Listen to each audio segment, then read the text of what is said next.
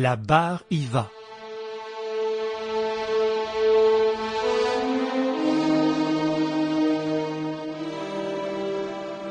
De Maurice Leblanc.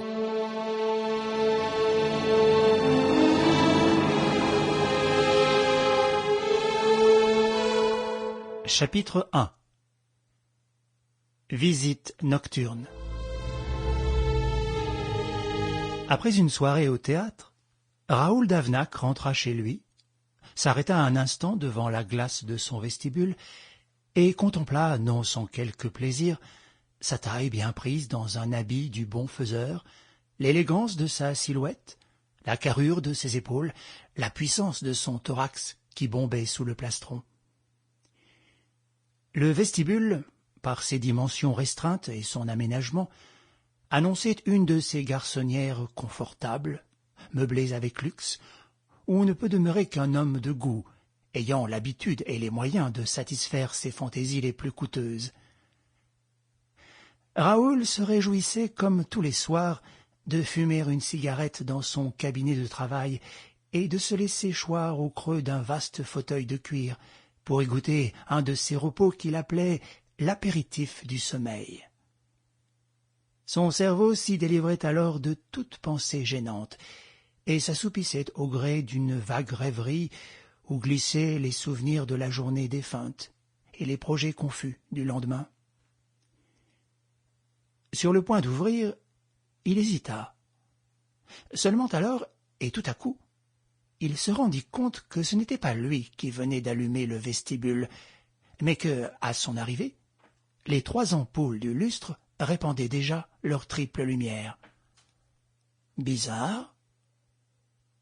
Personne pourtant n'a pu venir ici depuis mon départ, puisque les domestiques avaient congé.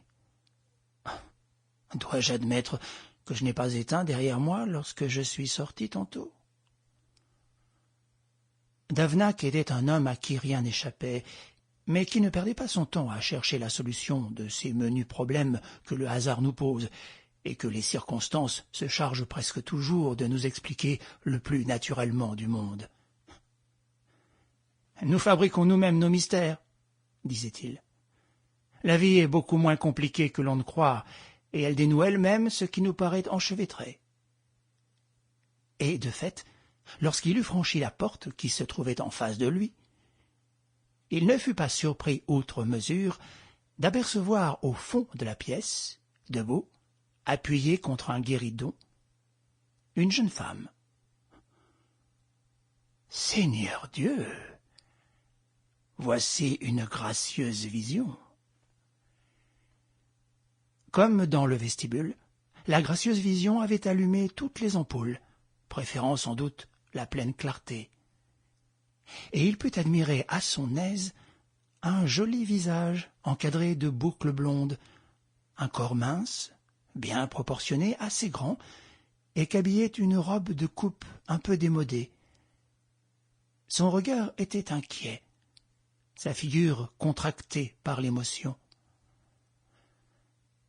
Raoul d'Avnac ne manquait pas de prétentions, les femmes l'ayant toujours comblé de leur faveur. Il crut donc à quelque bonne fortune et accepta l'aventure comme il en avait accepté tant d'autres sans les avoir sollicitées. « Je ne vous connais pas, madame, n'est-ce pas? Je ne vous ai jamais vue. » Elle fit un geste qui signifiait que, en effet, il ne se trompait point. Il reprit. « Comment diable avez-vous pu pénétrer ici ?» Elle montra une clé. Ah, « En vérité, vous avez une clé de mon appartement. Cela devient tout à fait amusant. » Il était de plus en plus persuadé qu'il avait séduit à son insu la belle visiteuse, et qu'elle venait à lui comme une proie facile, avide de sensations rares et toute prête à se laisser conquérir. Il avança donc vers elle, avec son assurance coutumière en pareil cas, résolu à ne point laisser échapper une occasion qui se présentait sous une forme aussi charmante.